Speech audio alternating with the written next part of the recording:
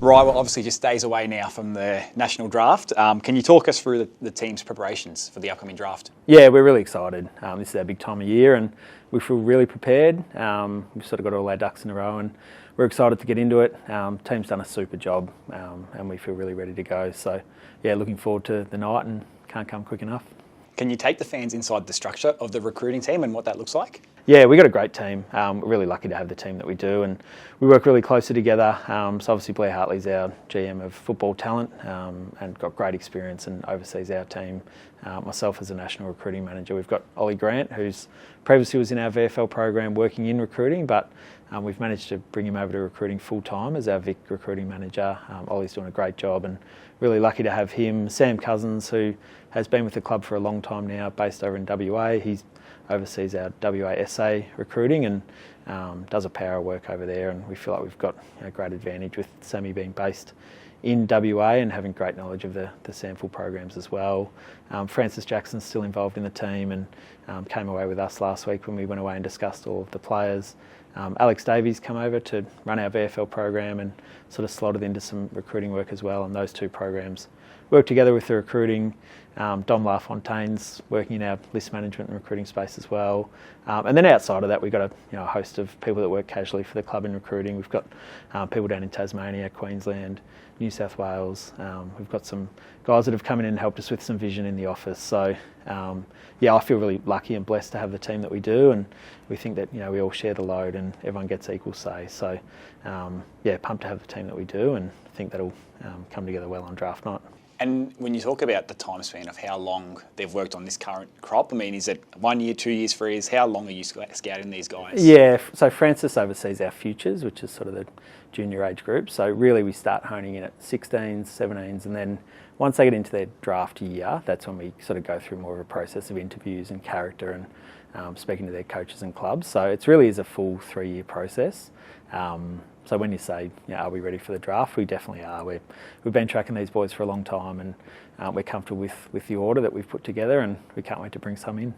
And along with that recruiting team, can you talk us through the how Ooze and the coaches play into the whole strategy leading into draft night as well, and when you make the selections, how they work with you guys? Yeah, Ooze has been great, and I think it's well documented how good he's been around all the staff at the club, and that's no different to our recruiting team. He's jumped straight in. I think his first week at the club was the 2023 draft, and got really involved. And it's really just from a supportive point of view.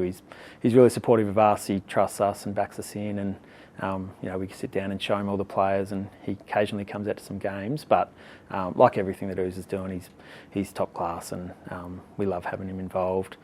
We also had Jack Siebel join us at the draft combine. So Jack's obviously been through that process himself as a player. He's working in our development space. So to have Jack there from a coach's and I guess a recent retiree's point of view was quality as well. So yeah, we tap into the coaches quite a bit, and we think that the two departments work really closely together. We all went away down the beach. They went away for coaching. We went away for recruiting and met up for dinner. And yeah, it's been quality how interwoven the two programs are.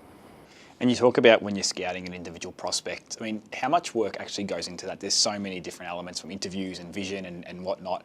Can you kind of take the fans almost what that looks like when you're scouting an individual? Yeah, we've probably sort of really dove into about 80 players this year. So you start with a wider pool and then you drill down. Based on where our picks are, we've obviously got picks up the top, but we've got picks in the middle. It looks like we potentially might have rookie picks as well. So you've got to cover off on the whole draft, which is why you need such a big team. So yeah, we go pretty deep like all clubs. So it's not just on field. We're out at a lot of games live, but vision, GPS plays a really big role in recruiting these days. A lot of character references, coaches, school teachers, and then meeting the kids themselves, and I guess getting a really good handle on their character. Will they fit into our club? Do they fit our values? So yeah, it's a combination of football, but character and best fit for the club. And yeah, we come out the other side with a really strong idea of who they are. And how do you view this year's crop? Yeah, it's strong. Yeah, we love it.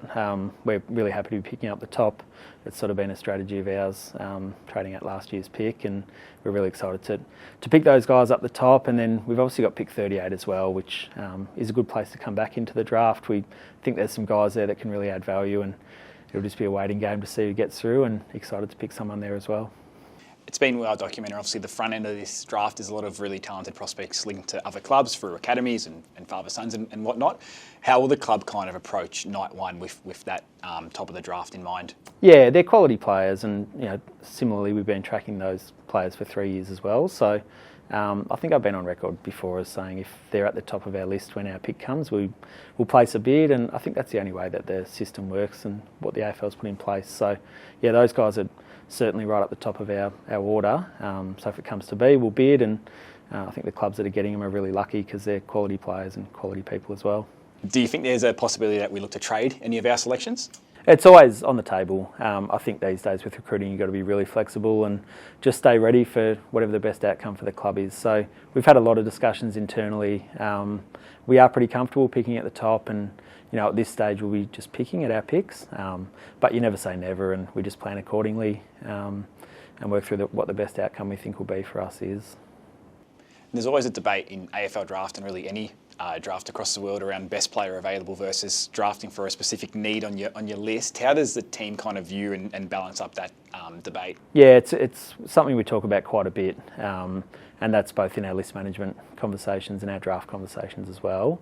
I'm really confident that at the top of the order, we're just going best available talent. I think, if you look at every player who's been taken at the top end of the draft, clubs have just picked for the player that they think will be a really long-term successful player. So that's our strategy, and then as it goes deeper in the draft, you might sort of consider what your list needs, but we've always been draft the best available player, and then you can work through that in list management later on. Obviously, we saw last year's draft class and how exciting that was for the club.